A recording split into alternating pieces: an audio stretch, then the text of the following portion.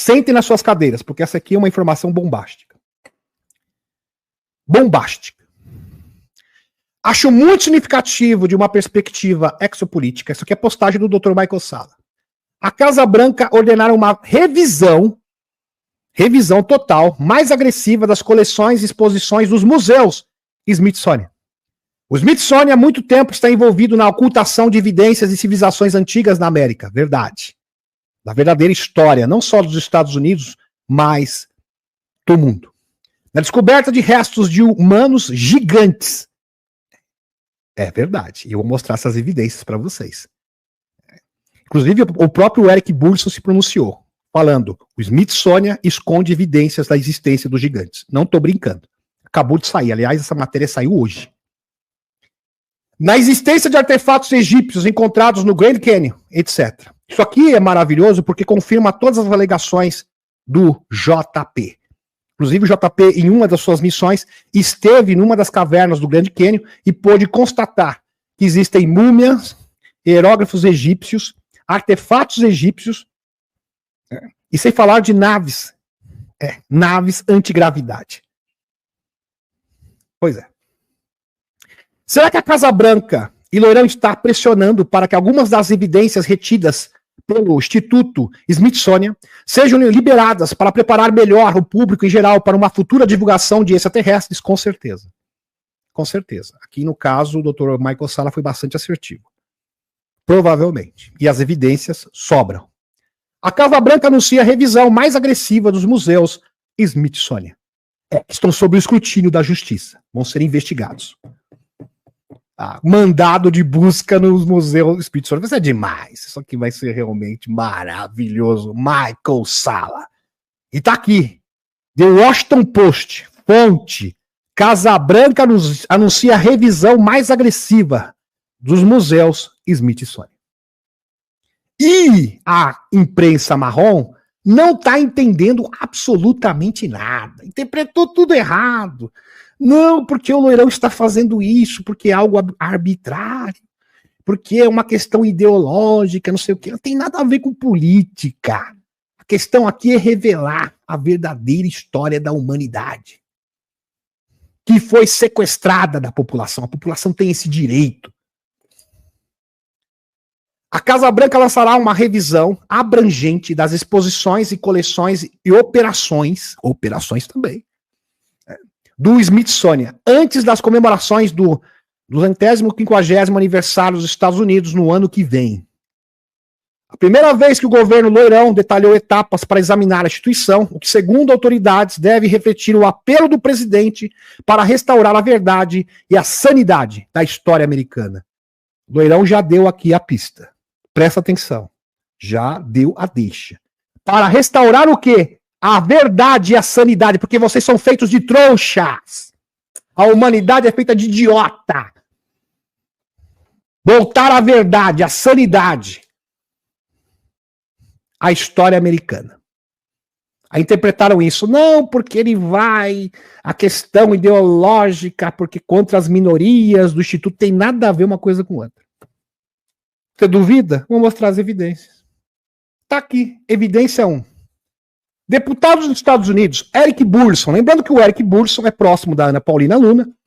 O Eric Burson, ele faz parte da Força-Tarefa de Investigação de UAPS. E ele também falou sobre o Loirão estar a par sobre os nórdicos. Isso, ele recebeu um relatório, segundo o Eric Burson. Quem falou isso para ele, na verdade, foi o David Grush, que o Loirão estaria a par, que os nórdicos já estão infiltrados na nossa sociedade, confirmando mais uma vez JP. Pois bem. Deputado dos Estados Unidos sugere que o Smithsonian esconde ossos de gigantes. Interessante. Isso foi no dia 14, essa matéria, dia 14 de agosto, ou seja, hoje. Tá quentinha, acabou de sair do forno. Em junho, nós estamos agora em agosto. Preste atenção, é só linkar os pontos. Em junho, o deputado Eric Burson, republicano do estado do Missouri, que é bem próximo do Donald Trump, bom frisar aqui, que atua no comitê de supervisão da Câmara, apareceu no programa Prime Time, da Breeze TV.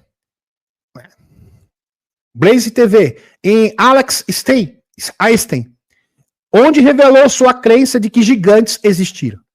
Imagine vocês. Só isso por si só já é bombástico e polêmico também.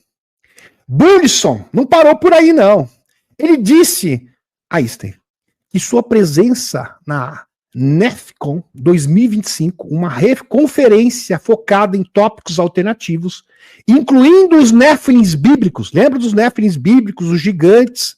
Você conhece essa história? Sem falar dos gigantes também que foram reportados nos livros sumérios antigos. Aliás, todas as culturas do mundo falam de gigantes. Não é só a Bíblia, não. Figuras do Gênesis, que alguns interpretam como descendentes de gigantes, de anjos e mulheres humanas. Ele atribuiu no podcast Timóteo Alberino. Lembra do Timóteo Alberino? O grande Timóteo Alberino, que é um grande investigador de campo. O mérito de ter levado bem fundo na toca do coelho. Chegando eventualmente a alegações de que a Smithsonian Instituto estaria escondendo evidências. Veja, isso foi há mais de quase 2 meses atrás. Isso não é coincidência. Aí que o Bush falou, olha, esse Smithsonian Instituto, loirão, acorda, ele está escondendo a verdade sobre os gigantes e a verdadeira história da humanidade. Está escondendo deliberadamente essas evidências. Pois é. Eu acho que o loirão atendeu o pedido do Eric Burleson. Pelo menos, tudo indica que sim. Está escondendo evidência. Os ossos de gigantes do passado que viveram na Terra. Burleson sugeriu que, como membro do comitê de supervisão, ele poderia investigar o Smithsonian. Eu vou investigar esses daí. E sugeriu que a primeira desenvolvesse uma estratégia com Einstein.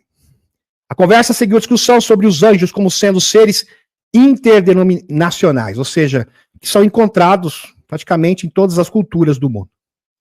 Burleson falou no NEFCON 2025 ao lado de Alberino, Timóteo Alberino, de acordo com a própria promoção do evento. É só linkar os pontos, é só juntar Lé com Cré. Eric Burleson esteve num evento no podcast e disse bem claro, olha, o Smithsonian Instituto esconde evidências da existência de gigantes e da verdadeira história da humanidade. E eu tenho poder, eu tenho autoridade para investigar isso daí. Com certeza ele chegou no gabinete do Loirão, Loirão, eu tenho, me dá, me autoriza. O Loirão autorizou. E agora começou o escrutínio, tá aqui. Claro! Casa Branca anuncia a revisão mais agressiva dos museus do Smithsonian. Mais claro é impossível. O Smithsonian já foi alvo de audiência de supervisão no passado, mas não há registro oficial de uma investigação do Congresso dos Estados Unidos. Agora será uma investigação de verdade, não de faz de conta. Sobre sua suposta coleção oculta de ossos gigantes.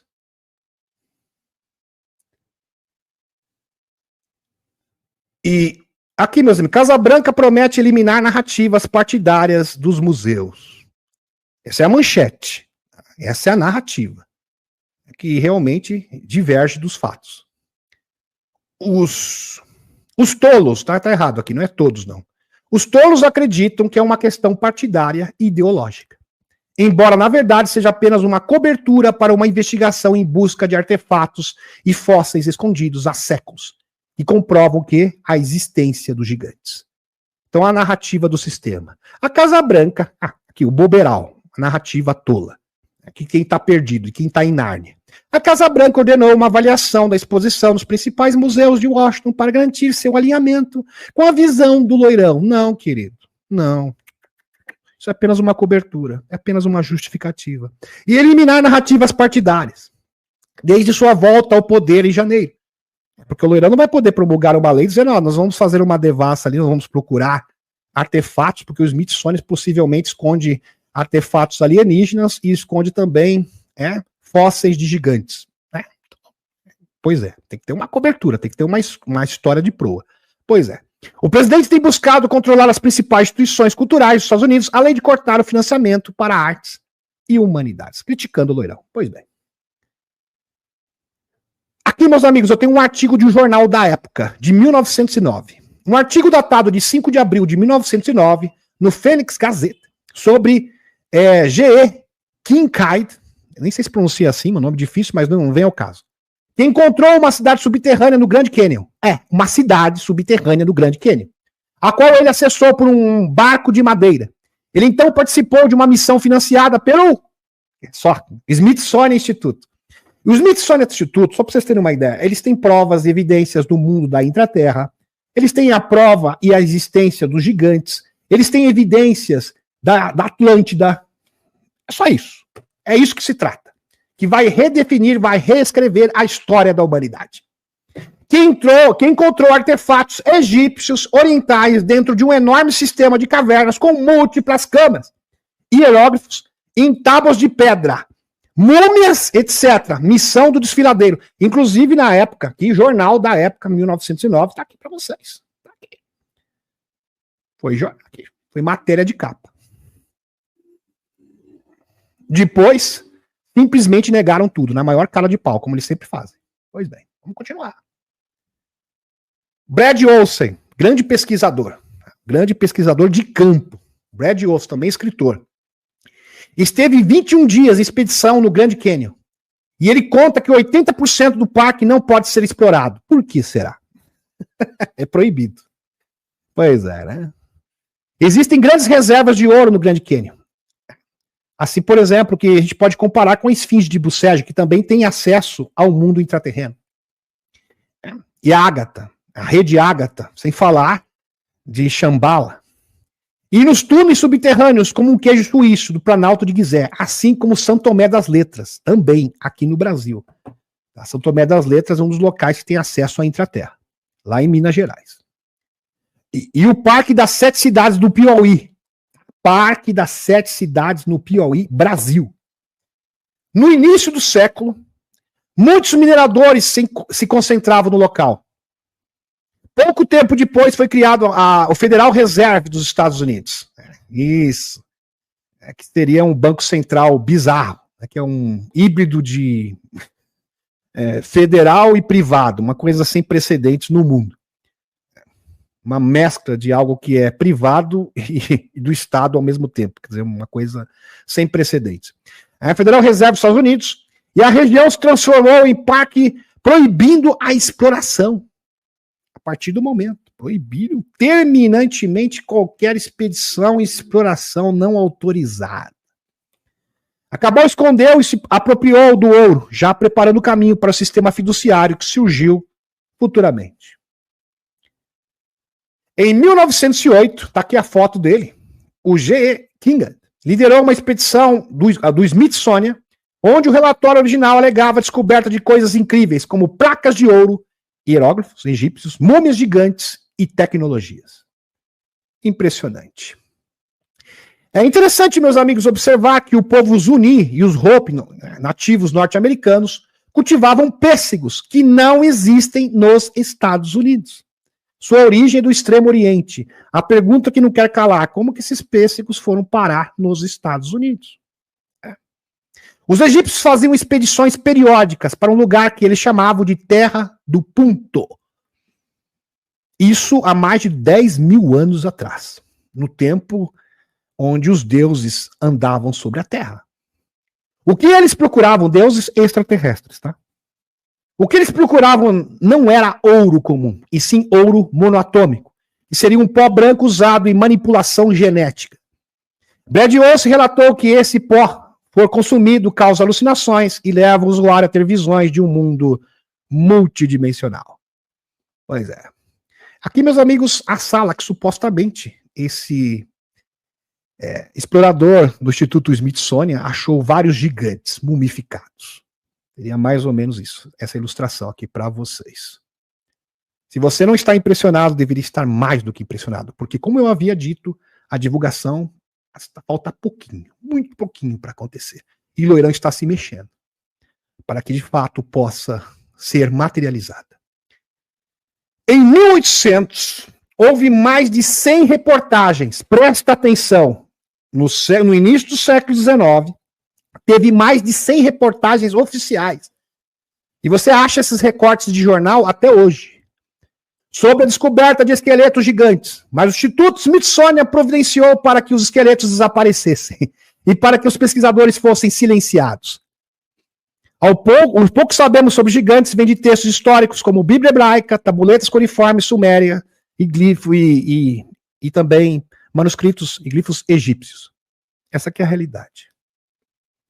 E isso se tornou mito, mas não é mito, é realidade, é verdade. Vamos recapitular aqui. JP esteve numa dessas câmaras, aonde o Instituto Smithsonian, no início do século XX, esteve. Presta atenção. Missão em 2023, tá? Do JP. Nesse tempo, o JP estava na ativa, né, e participava regularmente de missões secretas do Serviço Secreto Espacial dos Estados Unidos. Isso da facção benevolente, dos chapéus brancos. JP descreveu vários membros da equipe como arqueólogos especialistas em língua que comentaram sobre o conteúdo da caverna.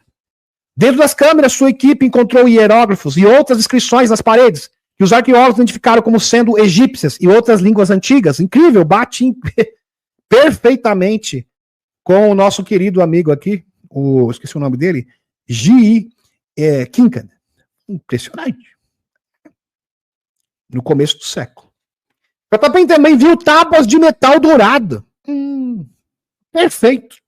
Bate perfeitamente. Com inscrições semelhantes aos que Joseph Smith, fundador da Igreja Mormon, afirma testemunhado no século XIX. As tábuas douradas são um registro histórico em placas de ouro que, segundo Joseph Smith, foram encontradas por ele e posteriormente trazidas, dando origem ao livro dos Mormons. Joseph Smith afirmou que as placas continham um registro de antigos povos que habitavam as Américas e que foram escritas em egípcio reformado. Incrível. E isto tem fato na realidade. Tem fato na realidade. Corresponde muito com a realidade. Não em todos os aspectos, mas tem muita verdade nisso, sim. Inclusive, essa aqui é a réplica das placas de ouro em exibição no Museu Mormon da cidade de Salt Lake City. Porque, segundo Joseph Smith, as placas originais foram entregues para o anjo. Pois é. Sua equipe viu muitos sarcófagos, voltando para o JP. Sua equipe viu muitos sarcófagos de tamanhos variados, com múmias preservadas em seu interior. JP finalmente avistou uma nave em forma de disco voador e uma das câmeras entrou para explorá-la. Ele é construída para pequena raça de humanoides, com aproximadamente 1,2 metros de altura. Será que é homem de formiga? Algum tipo de humanoide pequenininho? Possivelmente. Sua equipe teve que se agachar enquanto explorava a nave perfeitamente. Claro, uma nave que foi feita, projetada para comportar ali tripulantes de 1,2 metros. É claro que você vai ficar um pouquinho apertado ali, né? Lembrando que o JP tem um pouquinho mais de 1,80 m, se eu não me engano. Preservava e interagia com seus equipamentos. JP acredita que a nave pertencia a uma civilização primitiva do povo formiga. Que ele havia conhecido em missões anteriores. Atrás da sala das múmias, avistaram uma nave espacial metálica estacionada de 16 por 16 metros quadrados. A nave passava uma boa vibração e uma sensação gostosa, como o JP sentiu no Brasil no ano de 2008, que foi o ano que ele teve um contato direto com os nórdicos, no qual ele trabalha até hoje. Impressionante. Obviamente que são benevolentes, o JP deixa isso mais que explícito. Maravilhoso.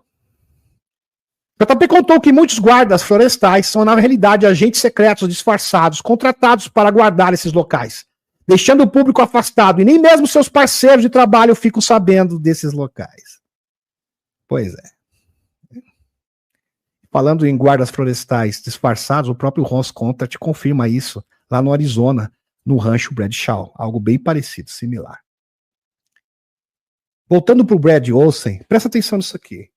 Existem alguns locais do mundo, segundo ele, aonde ainda existem gigantes ativos. Repetindo, segundo o Brad Olsen, existem locais do planeta, remotos do planeta, aonde existem gigantes. Segundo Olsen, na ilha da Sardenha, na Itália, existem locais proibidos, onde esses gigantes vivem até os dias de hoje. Locais proibidos, ninguém tem acesso. Os gigantes nascem estéreis, pois são híbridos de extraterrestres com mulheres humanas. E quando feita a análise de sua genética, aparece apenas a assinatura genética da mãe, A do pai não é detectável, sendo uma evidência de que o pai tem origem alienígena. Esses seres seriam como se cruzássemos cavalos com burros, nascendo mulas, que são totalmente incapazes de se reproduzirem, pois são estéreis. É o mesmo caso, fazendo uma comparação. Esse seria o mesmo padrão desses seres e o motivo de eles não terem se multiplicado em abundância, formando uma espécie dominante. Sensacional. Tudo isso será exposto, meus amigos. Loirão já está trabalhando para expor essa verdade para o mundo inteiro. Lembrando que a guerra do Iraque começou por causa dos gigantes. É verdade. O alemão alegou ter encontrado a tumba do rei sumério, Gilgamesh. Foi matéria na época. E isto foi relatado um pouquinho antes do início da guerra do Iraque. Não é coincidência.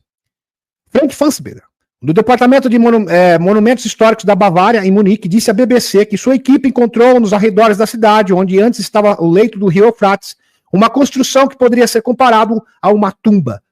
Logo depois dessa descoberta, começou a invasão do Iraque. Claro, que eles queriam se apoderar dessa tecnologia.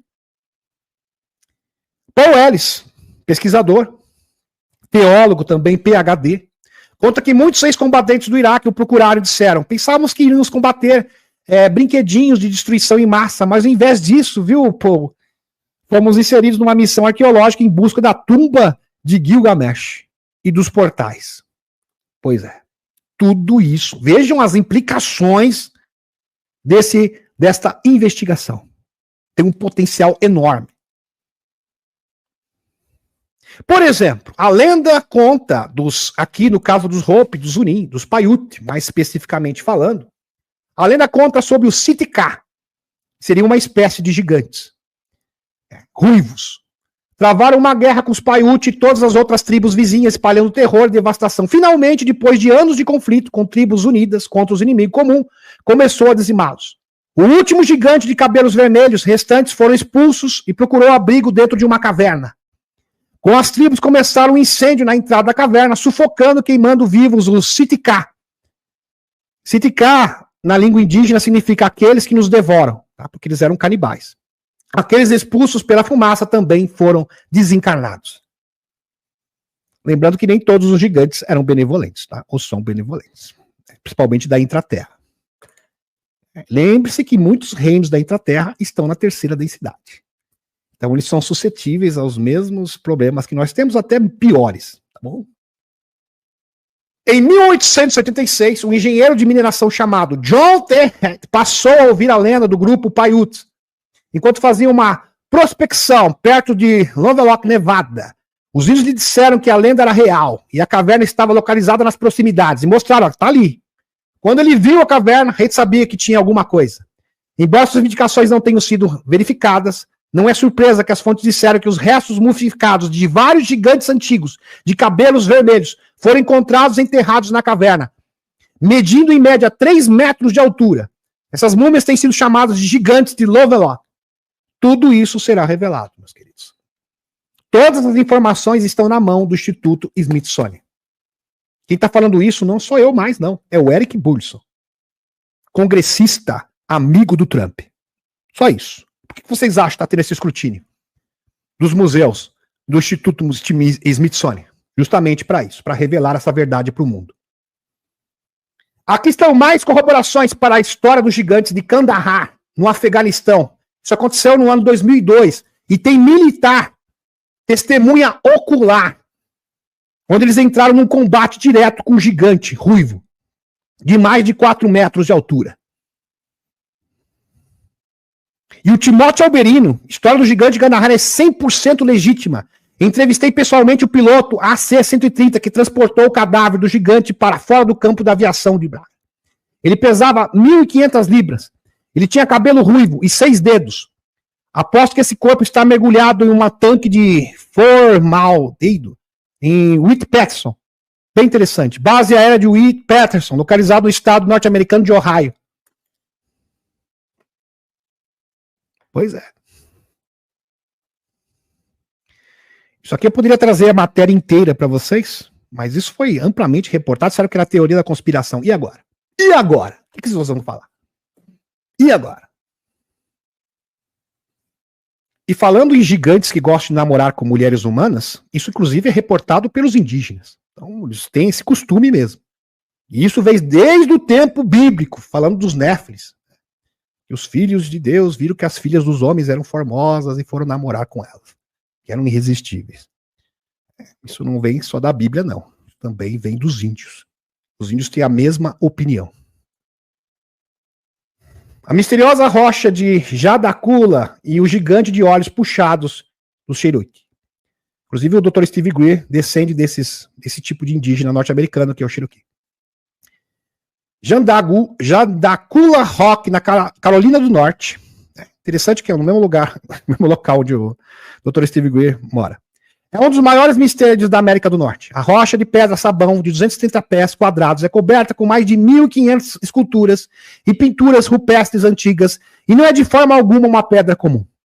Quem fez esculturas antigas, o que significam esses símbolos gravados?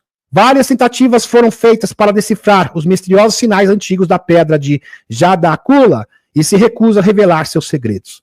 Com várias inscrições impressionantes, como vocês podem observar nesta gravura. Incrível! Maravilhoso. A pedra Jadakula é de grande importância para os Cherokee, que há muito consideram uma rocha sagrada. O Cherokee diz que seu povo não produziu essa enigmática arte rupestre. Não. Não somos nós, não. Não somos o dono dessa criança, não. Quem é o dono? Os gigantes. A pedra Jadakula já está lá quando os Cherokee chegaram. Eles não conseguiram ler os pictogramas. O Cherokee acredita que a enorme pedra enigmática, com seus caracteres desconcertantes de aparência estranha, é obra dos Tisucalu, gigantes de olhos puxados que vivem em parte remota das grandes montanhas Bálsamo. Uau! A lenda de um gigante de olhos puxados, Tisucalu, a lenda Cherokee conta que era uma vez um gigante de olhos puxados chamado Tsukalu. É o nome de Cherokee de Tsukalu, que significa olhos oblíquos ou puxados. Tsukalu. Foi um grande caçador que viveu nas montanhas próximas. Gigante. Pouco se sabe sobre essa criatura humanoide gigante, mas a lenda diz que ele era autoconsciente, um ser ciente, e ficava muito bravo quando as pessoas falavam mal de sua aparência física, porque ele era muito grande e rústico, como um ogro. Tsukalu evitava as pessoas e permanecia escondido nas montanhas. Ele costumava sair tarde da noite ou à noite quando sabia que havia pessoas dentro de casa.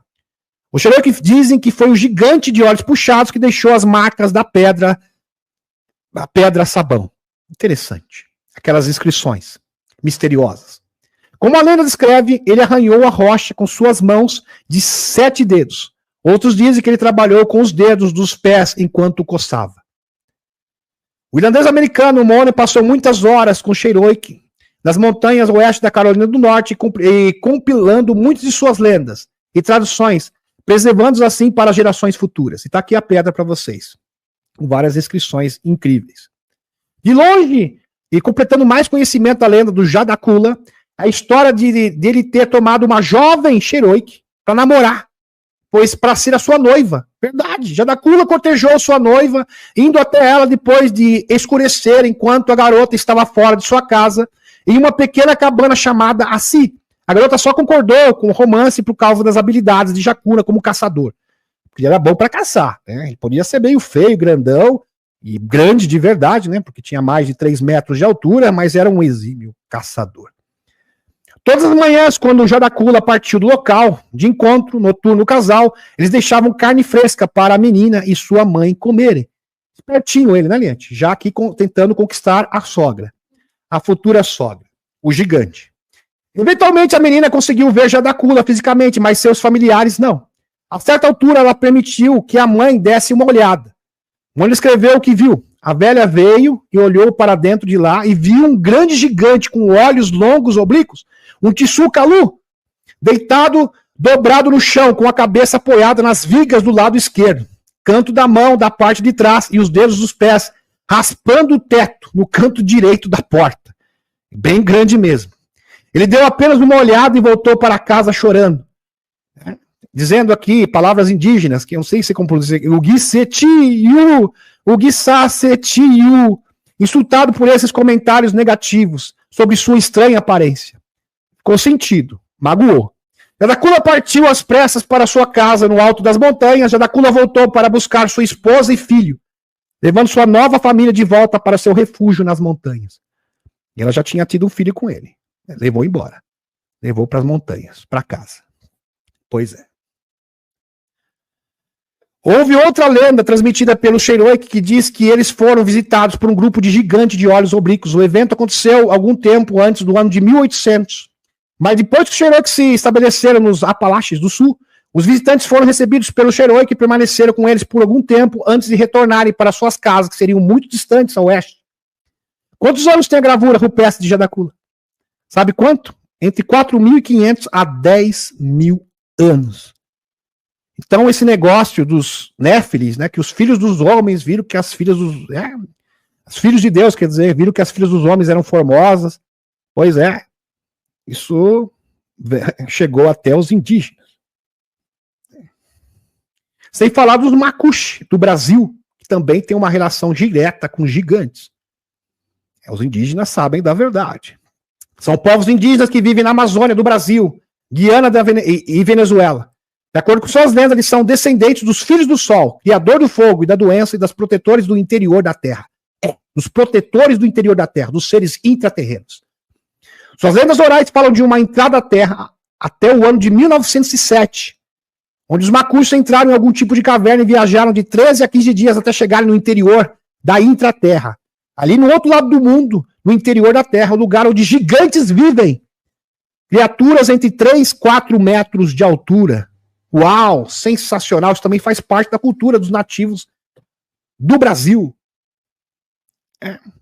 Depois, traiu esse pacto que eles tinham com os gigantes e o local de acesso foi fechado.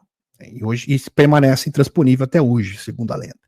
Ele fala que no interior da terra haviam uvas gigantes, era um paraíso, um verdadeiro paraíso que eles tinham acesso. Só que eles acabaram perderam a confiança dos seus amigos gigantes e o acesso foi negado, literalmente falando. Que resumindo a história para vocês. Brad Olsen diz claramente que a maioria dos gigantes tinha crânio alongado. Interessante, a gente pode fazer essa alusão com os Anunnakis. Os Anunnakis tinham crânio alongado. Grande parte físico, tamanho colossal, que faziam parte da realeza. Existem crânios alongados artificialmente, através das bandagens na cabeça. Inclusive, vários povos fazem isso para mostrar que eles fazem parte do que era a realeza e a supremacia social nos tempos imemoráveis. Uma lembrança disso. O livro de Gênesis fala da criação de gigantes, também conhecidos como Néfilis, a partir da união de anjos caídos, também conhecidos como extraterrestres, com as filhas dos homens. De acordo com a Bíblia, os gigantes logo começaram a corromper a humanidade, segundo a Bíblia, e eram tão perversos que Javé ordenou que os primeiros israelitas os desencarnassem todos, até o último homem, mulher e criança. Campanhas subsequentes de extermínio étnico contra os Anaquins, amorreus, moabitas, etc. Foram todos encorajados pelos profetas de Javé para dizimar essas tribos de gigantes. Se você acredita que a Bíblia é a palavra literal de Deus, então o único gigante bom é um gigante morto e fim de história. Verdade. Pois é.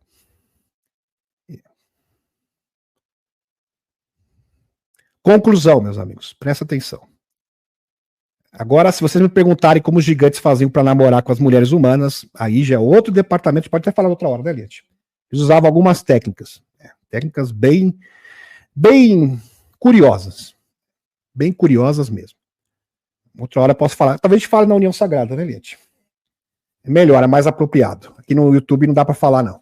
Pois bem, não dá, impossível. Aqui, é no nosso webinário. Depois que a civilização Atlântica sucumbiu, os sobreviventes recomeçaram a civilização na superfície. Vou resumir para vocês a história. Então a civilização Atlântica sucumbiu, decaiu, teve um grande cataclisma, e os sobreviventes recomeçaram a civilização na superfície, com grande maioria refugiando-se na intraterra. Os que sobreviveram e recomeçaram a civilização na superfície foram salvos pelas arcas, as mesmas arcas que estão sendo encontradas agora por JP em várias missões diferentes, que estão sendo disputadas, inclusive, pela facção benevolente e pela facção negativa. Inclusive de Caldas Novas, que é a última que está pendente. Pois é. E a Aliança da Terra precisa se apoderar aqui do Brasil. Grandes tecnologias, pois grande parte foi salva pelas arcas espaciais. Em seguida, originaram a história sumérica de Utnapishtim, que é o Noé sumério. Aliás, essa história do Noé sumério é anterior à do Noé bíblico. Um personagem sumeriano, onde a arca era de forma discorde. Você sabia que a arca original, a verdadeira arca de Noé, que na verdade foi o Utnapishtim, então a história da Bíblia foi a partir posterior à história suméria, era em forma discoide. Forma discoide, claro, porque era o quê? Uma arca. Mais tarde, na narrativa bíblica, a Arca de Noé surgiram histórias semelhantes em culturas como a Mesopotâmia, Grécia Antiga, Escandinávia, China, entre povos indígenas da América e da Austrália. Duas grandes civilizações surgiram após o cataclismo. Duas grandes civilizações. Foram salvos pelas arcas, que tinham conhecimento tecnológico, mesmo porque eles eram sobreviventes da Atlântida, que foi a civilização egípcia, da dinastia dos deuses, antes dos faraós, que é descrita no Papiro de Turim. Inclusive, o Papiro de Turim fala da dinastia antes dos faraós, que era a dinastia dos deuses, onde os deuses caminhavam na Terra, ou seja, os extraterrestres. E isto é endossado também pelo escrito dos reis sumérios, tá? No Atlaazes, que é mais uma confirmação que corrobora com o Papiro de Turim. E a civilização indiana das Vimanas, sem falar da civilização indiana das Vimanas do Mahabharata, que fala também dos deuses, no tempo em que os deuses viviam com os homens. Onde os deuses viviam com os homens no Mahabharata hindu. Nesse tempo, os gigantes ainda eram vistosos e conviviam na superfície tranquilamente com nós, humanos comuns, com produto de manipulação genética, e alguns se obrigaram no subsolo. A grande maioria, na verdade.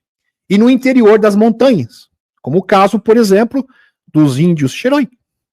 Periodicamente vinham à superfície para atividades comerciais e sociais. E também para procurar noiva, no caso dele. Ou noivo. Tem gigante também que gosta. Se você for pegar, por exemplo, o épico de Gilgamesh, tinha giganta, né, gente? E gostava de namorar com um homem comum. Do 1,80 m. Também existia o inverso. Pois bem. Vamos continuar. Essas civilizações construíram as pirâmides do nosso planeta e se deslocaram em expedições pelo mundo, construindo salas de registro, principalmente no período das Grandes Guerras. Então teve o período das Grandes Guerras, inclusive esse período das Grandes Guerras foi retratado no livro do Mahabharata. Você pega também os livros sumérios, falam dessa grande guerra, sem falar do Egito antigo. Grandes guerras. Essas guerras simplesmente devastaram as tecnologias. Ao pouco a pouco, os gigantes, os seres da intraterra começaram a se afastar da superfície. Teve essa separação. E o mundo entrou numa era das trevas. Mais ou menos o que aconteceu na época da Idade Média. Onde várias facções lideradas por grupos diferentes levaram o mundo a um período de trevas profundas, onde todo o conhecimento se perdeu.